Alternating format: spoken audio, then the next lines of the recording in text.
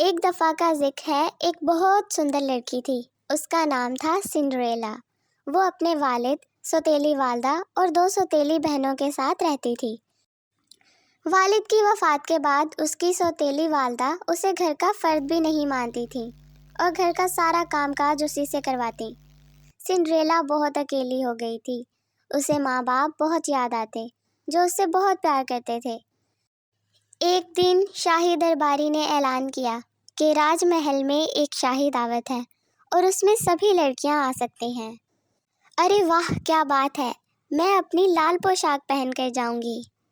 हाँ, और मैं अपनी काली। शाही दावत का दिन आ गया। सौतेली माँ और दोनों बहनें सज धज के दावत पर चली गईं। सिंड्रेला उन्हें दावत में जाता देख उदास हो गई। काश मैं भी शाही दावत पर जा सकती। उसे उदास देखकर अचानक वहां परियों की मलका जाहिर हुई। क्या हुआ प्यारी बच्ची, क्या तुम्हें भी शाही दावत पर जाना है?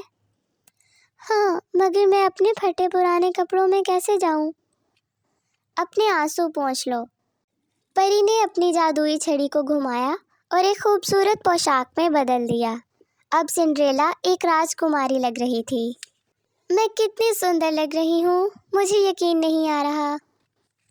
हाँ प्यारी लड़की, मगर तुम्हें आधी रात से पहले वापस आना है, वरना जादू का असर ख़त्म हो जाएगा। वो महल पहुंच गई। सभी लोग उसे देखते रह गए। कितनी खूबसूरत लड़की है, कितनी प्यारी पोशाक है। राजकुमार भी देखता रह गया। अचानक सिंड्रेला की नज़र घड़ी पर पड़ी और वो वहाँ से भाग निकली। ओह, मुझे जाना होगा। राजकुमार ने उसके पीछे दौड़ लगाई और कहा, अरे रुको रुको, अपना नाम तो बताती जाओ। मगर वो वहाँ से चली गई। तभी राजकुमार ने सीढ़ियों पर चमकता हुआ जूता देखा और उसे उठा लिया। ये यकीनन सिंड्रेला का जूता था। अगले दिन राजकुमार ने ऐलान करवाया कि जिस लड़की को ये जूता पूरा आएगा, वो राजकुमार की दुल्हन बनेगी। राजकुमार का मंत्री घर घर जाकर सब लड़कियों को वो जूता पहनाने लगा। आखिर वो सिंड्रेला के घर पहुंचा।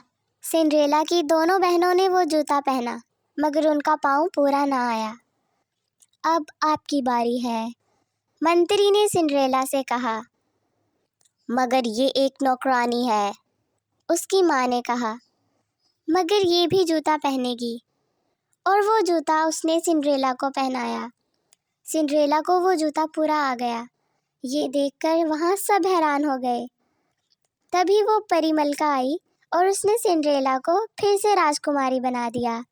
सिंड्रेला महल पहुंची। राजकुमार उसे देखकर बहुत खुश हुआ। उन दोनों की शादी हो गई और वो हंसी खुशी रहने लगे।